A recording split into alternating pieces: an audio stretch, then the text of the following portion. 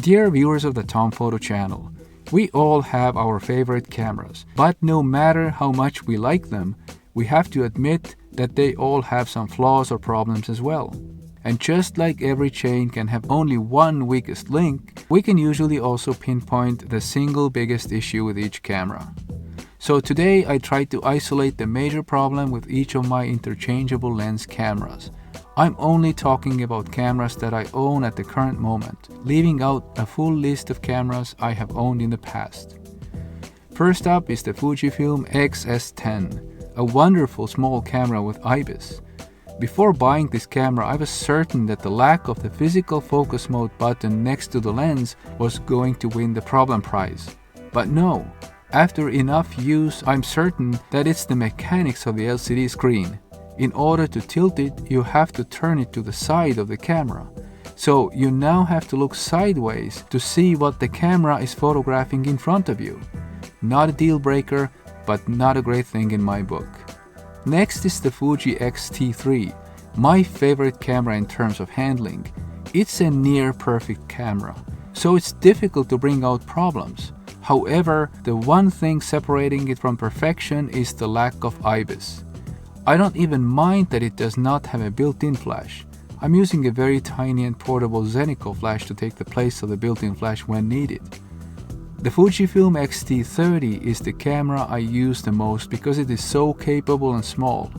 It's also very good looking. Since I have to pick one problem for the video, it would be its grip. For me, it's not deep enough. And so I'm using an additional grip from mica. This solves the problem nicely and in the process also adds durability to the camera. The Fujifilm X-T20 is very special to me. This is the camera I'm most likely to take with me on my travels. I'd bring out the somewhat limited video options as the weakest link in the chain. I am fully happy with the photography part of this camera, given the affordability of the camera these days. The X-T20 remains my most recommended camera for people looking to get into real photography. It looks very much like the X-T30, but its button layout is a bit different and even better, and its photos have a bit more character. The Fujifilm X-E2 is an iconic camera that looks absolutely amazing. It is so much about style and the unique flavor in the images. The main problem I can bring out is that its back LCD is fixed. I don't mind this as much as many other users, but still every once in a while I feel limited when I need to take a high or low shot. The Fujifilm X-A1 is simplicity combined with image quality. You might think that I'd say that the lack of an optical viewfinder is a problem. Not really. I'm different from many other critics here. With this camera, I don't miss a viewfinder too much. However, what I do miss is interval shooting, strangely enough.